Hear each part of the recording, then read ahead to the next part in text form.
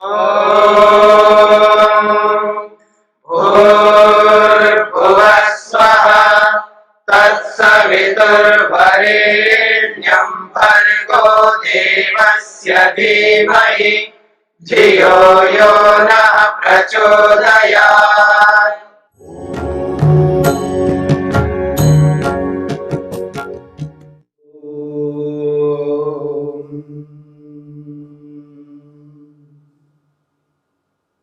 योग दर्शन के अंतर्गत कैवल्य पाद चौथा पाद चौथे पाद में 10वें सूत्र को लेकर के हम विचार कर रहे हैं। महत्वपूर्ण सूत्र है तासाम अनादित्वम च आशिषो नित्यत्वात्। इसमें धर्माधर्म निमित्त को लेकर के चर्चा हो रही है। धर्म और अधर्म यानी जिसको योग की भाषा में अदृष्ट कहते हैं, जिसके कारण से अगला जन्म हमें प्राप्त होता है, उसको धर्माधर्म शब्द से बोलते हैं, अदृष्ट शब्द से भी बोलते हैं। तो ये धर्म अधर्म रूपी निमित्त ही कारण होता है किस जाति में, किस योनि में जन्म मिल रहा है, किस देश किस स्थान में मिल रहा है और किस काल में मिल रहा है। और निमित्तम च द्विविधम, और निमित्त दो प्रकार का होता है। एक निमित्त होता है बाह्यम और दूसरा निमित्त होता है आध्यात्मिकम। बाह्यम का अर्थ होता है बाह्य साधनों से किए जाने वाले कर्म, जैसे कि हमने कर्मों की चर्चा में विचार किया था।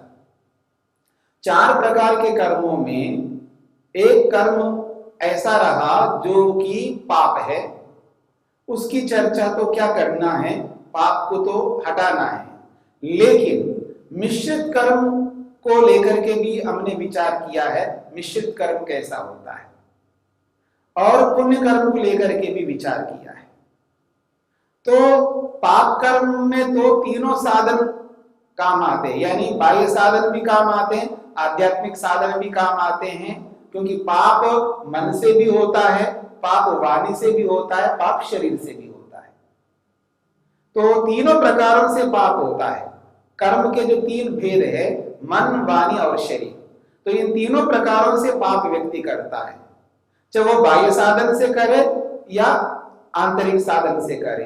दोनों ही साधनों से और तीनों प्रकारों से पाप होता है। एक बात।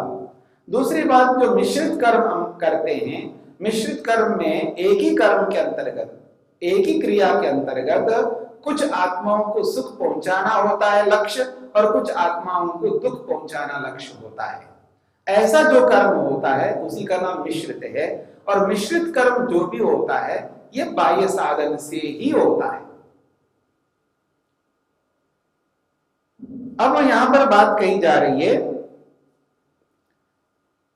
पुण्य कर्म। पुण्य कर्म जो होता है वो केवल मन से होता है, अर्थात आंतरिक साधन, जिसको यहां पर आध्यात्मिक कहा, अंदर का साधन। तो अंदर के साधन से जब हम कर्म करते हैं वो पुण्य कर्म होता है, क्योंकि उस पुण्य कर्म में मन पवित्र होता है। तो 2 प्रकार के साधन कहे जा रहे हैं यहां पर, बाह्य और आंतरिक। आंतरिक को आध्यात्म शब्द से बोला है। अब बाह्य साधन कौन होते हैं और कैसे कर्म होते हैं, उसका एक उदाहरण के तौर पर यहां पर बताया जा रहा है। शरीर आदि साधनापेक्षम बाह्य। शरीर आदि, आदि का मतलब है शरीर तो है ही, और आदि से वाणी को लिया जा रहा है। तो शरीर आदि, आदि का मतलब वाणी, तो शरीर वाणी साधनों की अपेक्षा से बाह्यम, बाह्य कर्म होते हैं, बाह्य धर्माधर्म होते हैं। और वो कौन से कर्म होते हैं, कुछ उदाहरण गिना है यहां पर। स्तुति, जब व्यक्ति किसी की स्तुति करता है ये वाणी से करता है। और दानम, दान जब करता है तो वो शरीर से करता है। अभिवादन, जब अभिवादन करता है तो भी शरीर से करता है। फिर आदि से और भी काम हम ले सकते हैं, किसी को खिलाना है, किसी को कपड़ा देना है, किसी को और ज्ञान देना है, उपदेश करना है, बहुत कुछ कर्म हैं जो हम बाह्य साधनों से करते हैं। तो ये उदाहरण है, स्तुति, दान, अभिवादन आदि बहुत सारे कर्म हैं जो शरीर और वाणी से हम लोग करते हैं, इसको बाह्य साधन माना है। और ये सारे के सारे कर्म मिश्रित कर्मों में आते हैं और इनसे धर्म भी होता है, अधर्म भी होता है। यानी कुछ लोगों को सुख भी दिया जाता है, कुछ लोगों को दुख भी दिया जाता है, पर उस तरह का अधर्म ये नहीं माना जाएगा। जैसे पाप कर्म तो केवल अधर्म है, पाप कर्म तो केवल अधर्म है, पर यहाँ मिश्रित कर्म में क्योंकि कुछ आत्माओं को दुख दिया जा रहा है, क्योंकि वहां पर वो दुख ना देना चाहे नहीं दे सकेंगे ऐसा नहीं होता है, क्योंकि बिना दुख दिए कोई भी मिश्रित कर्म नहीं हो सकता। बाह्य साधनों से जो भी कर्म होगा वो बिना दुख दिए नहीं हो सकता, वो अपरिहार्य है। इस दृष्टिकोण से वहां पर धर्म अधर्म दोनों बनेंगे।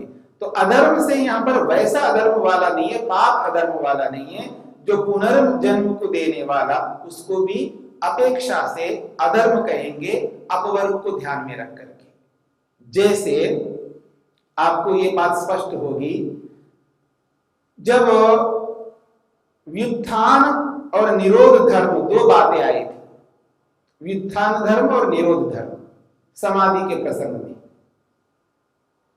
तो संप्रज्ञा समाधि को व्युत्थान माना है और असंप्रज्ञा समाधि को निरोध माना है। जब संप्रज्ञात समाधि लक्ष्य रहेगा तो बाकी जो वृत्तियां होंगी वो व्युत्थान होंगे, जैसे क्षिप्त, मूढ़, विक्षिप्त, ये व्युत्थान धर्म वाले होंगे। और एकाग्र अवस्था जो है ये व्युत्थान नहीं होगा, क्योंकि लक्ष्य संप्रज्ञात समाधि है। और जब असंप्रज्ञात समाधि लक्ष्य बन जाएगा तो ये जो संप्रज्ञात है ये भी व्युत्थान में जाएगा। व्युत्थान धर्म उसको कहते हैं जो रोकने योग्य होता है, हटाने योग्य होता है। जब संप्रज्ञात समाधि को प्राप्त करना है तो प्राप्य संप्रज्ञात होने से क्षिप्त, मूढ़, विक्षिप्त ये त्याग करने योग्य होते हैं, छोड़ने योग्य होते हैं, या यूं कहिए रोकने योग्य होते हैं। इन सबको रोके बिना संप्रज्ञात समाधि नहीं लग सकती, वो प्राप्य है। लेकिन असंप्रज्ञात समाधि को लक्ष्य बनाएंगे, असंप्रज्ञात समाधि प्राप्य होगा, तब संप्रज्ञात समाधि त्याज्य होगा, छोड़ने योग्य होगा, हटाने योग्य होगा, इसलिए उसको रोका जाता है, उसको हटाया जाता है। इसलिए वहां पर प्रसंग में बताया, जब असंप्रज्ञात समाधि को प्राप्त करने की बात आई है तो पुरुष ख्याते गुण वैतृष्ण्यम तदपि ये पक्ष न्यस्तम, उसको भी त्याग करने के पक्ष में उसने रख दिया। उसको त्याग किए बिना, उसको छोड़े बिना, उसको रोके बिना असंप्रज्ञात समाधि की ओर बढ़ नहीं सकते। तो अपेक्षा से वो अधर्म बन रहा है, वैसा अधर्म नहीं है। तो इस दृष्टिकोण से यहां पर देखना है हमको। तो ये जो शरीर मन से किए जाने वाले कर्म हैं, इसको बाह्य साधनों से किए जाने वाले कर्म कहते हैं। इसके उदाहरण के तौर पर स्तुति, दान, अभिवादन, हवन करना, सेवा करना, ऐसे बहुत सारे कर्म हैं जो हम शरीर से, वाणी से करते हैं। चित्त मात्र अधीनम, आध्यात्म कर्म, आंतरिक कर्म क्या है तो स्पष्ट कर रहे हैं, चित्त मात्र अधीनम, केवल मन के अधीन होते हैं वो कर्म। जैसे कि श्रद्धा आदि अध्यात्मिकम, वो कौन है तो कहा श्रद्धा और आदि। आदि से क्या लोगे तो प्रसंग के अनुसार वही लोगे जो वहां पर बताया, श्रद्धा, वीर्य, स्मृति, समाधि, प्रज्ञा, वही वाली चीजें लेना है आपको। तो इसलिए यहाँ पर श्रद्धा आदि कह करके उसी ओर संकेत किया जा रहा है। इनको आध्यात्मिक कहते हैं। ये कुछ उदाहरण मात्र है, केवल इतने ही नहीं होते पुण्य कर्म, उदाहरण के तौर पर बोला है। तथा च उत्तम, ऐसा ही कहा गया है।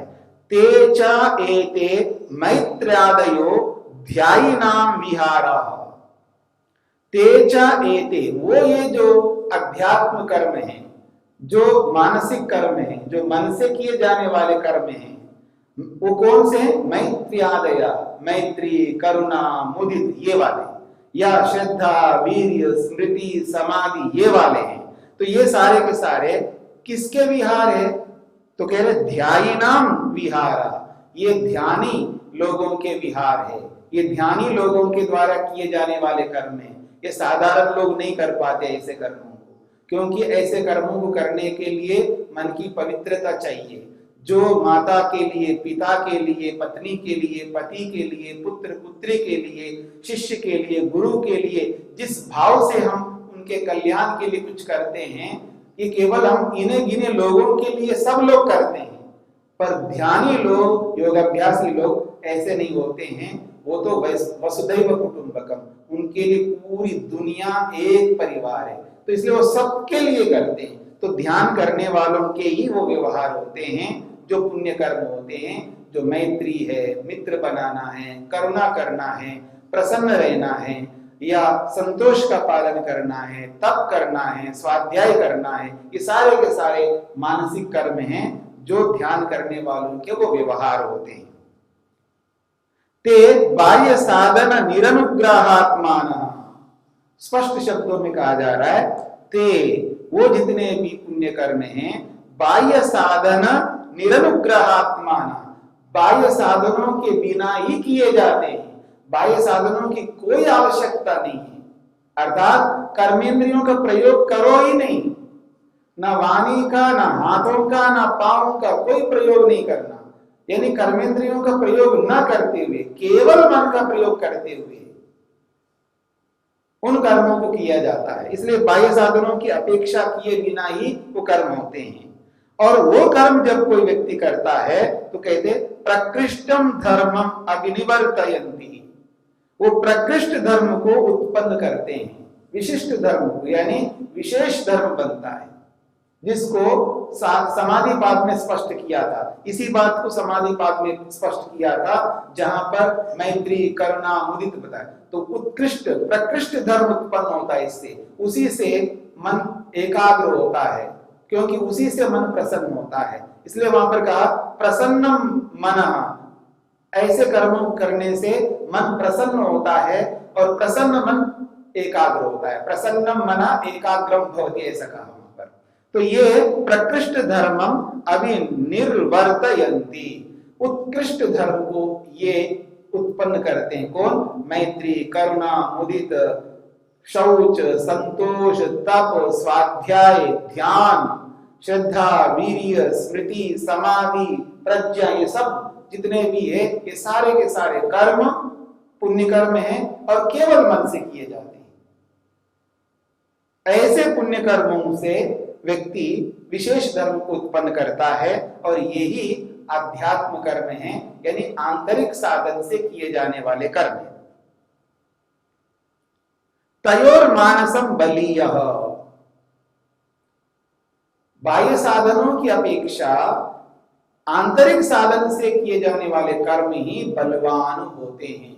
इस पर हमें ध्यान देना है, क्योंकि हम बाह्य साधनों से बहुत कम कर्म करते हैं, बहुत कम कर्म करते हैं, और मन से सबसे अधिक कर्म करते हैं, और वही बलवान है। यदि हमने ध्यान नहीं दिया, समझने का प्रयत्न करना है, यदि हमने ध्यान नहीं दिया है कि पुण्य कर्म कैसे होते हैं, पुण्य कर्मों को किस प्रकार करना चाहिए, इस पर ध्यान नहीं दिया है, तो याद रखना हमारे सर्वाधिक कर्म पाप होंगे। हमें पता ही नहीं कि पुण्य कर्म कैसे करने चाहिए, हम चाह करके भी नहीं कर पाएंगे पुण्य कर्म।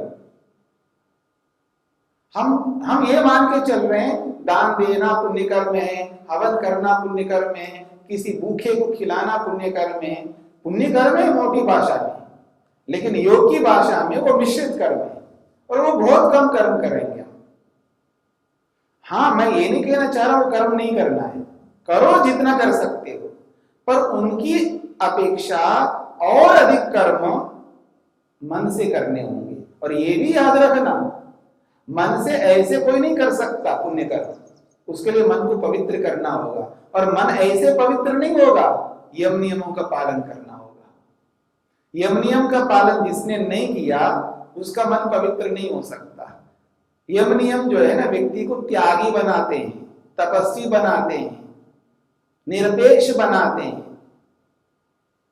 निरपेक्ष का मतलब है अपेक्षाओं के बिना जीने की आदत दिलाने वाले वो यम नियम होते हैं। और जो अटैचमेंट हम रखते हैं ना, स्वस्वामी संबंध, चाहे वो धन के साथ, पैसे के साथ और किसी के साथ, वो सारे संबंध कम होते जाएंगे और कम तब होंगे जब हम उनको त्याग करते जाएंगे। तो वो जो हम मिश्रित कर्म करेंगे, उसको त्याग करेंगे, किसी ना किसी को देंगे, तो उन मिश्रित कर्मों के कारण से ही भले वो कम होते हैं, पर उन मिश्रित कर्मों को कर करके ही हमारे मन में पवित्रता धीरे धीरे आएगी, तब जा करके हम पुण्य कर्म करेंगे। कोई ये सोचे, हाँ याद रखना, कोई ये सोचे गांठ खोले नहीं, मैं गांठ नहीं खोलना चाहता।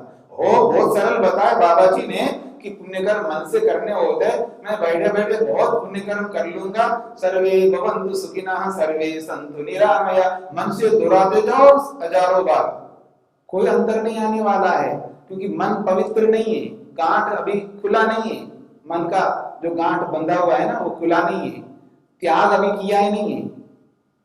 आदमी जब त्याग नहीं करता है तब तक मन पवित्र नहीं हो सकता है, क्योंकि त्याग तब करेगा जब किसी से प्रेम करेगा, तभी त्याग करेगा व्यक्ति। किसी को अपना मानेगा, समत्व जो होता है ना, निरपेक्ष भावना, सबको अपना मानना, वो सबको नहीं मानता है।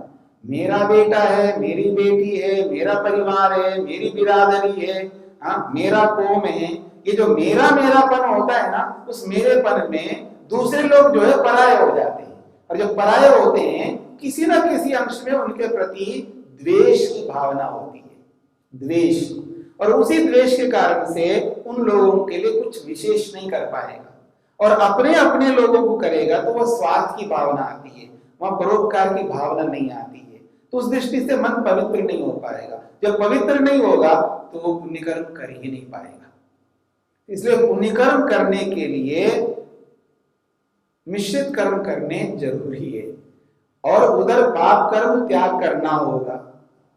उधर पाप कर्म बंद करते हुए मिश्रित कर्मों को बढ़ाना है, फिर पुण्य कर्मों को कर सकते हैं। इसका यह अभिप्राय नहीं है पहले सारे पाप बंद हो जाएं, फिर मिश्रित प्रारंभ हो जाए, मिश्रित बढ़ जाए तो फिर पुण्य करेंगे। मेरा ये तात्पर्य नहीं है, सब साथ साथ ही चलेंगे, लेकिन साथ साथ का अर्थ ये भी नहीं है कि हम एक दो मिश्रित कर्म करें और ढेरों पुण्य कर्म करें, इस अपेक्षा से जीने का प्रयत्न करेंगे तो ऐसा संभव होगा नहीं, ये कहना चाह रहा हूं।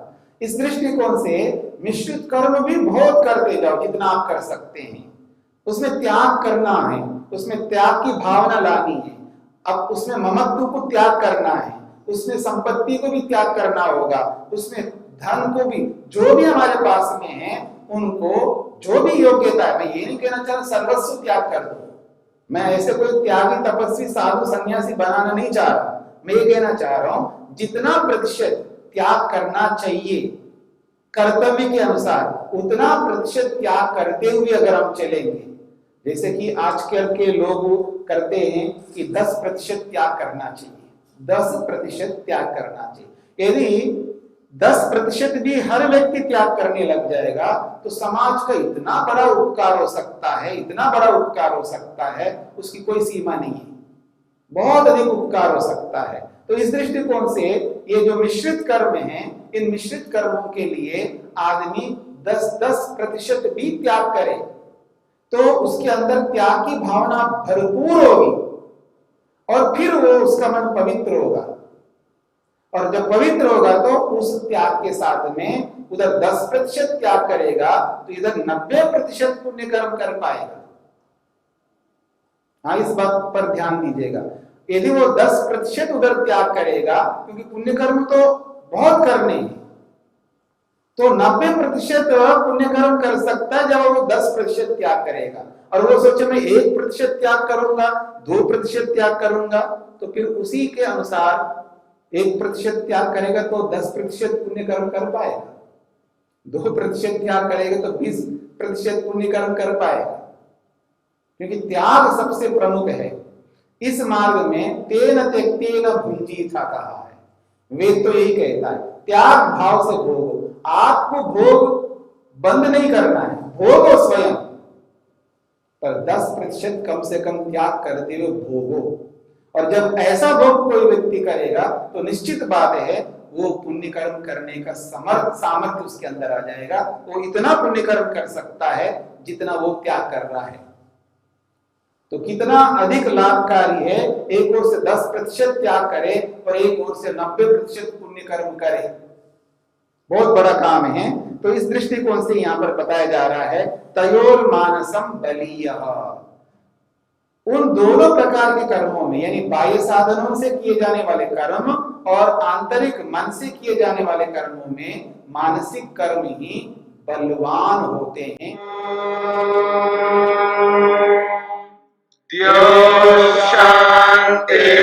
शांतिरंतरिक्षं शांति पृथिवी शांतिरापः शांतिरोषधयः शांति वनस्पतयः शांतिर्विश्वे देवाः शांतिर्ब्रह्म शांति सर्वं शांति शांतिरेव शांति क्षमा शांतिरेधि। ओम शांति शांति शांति।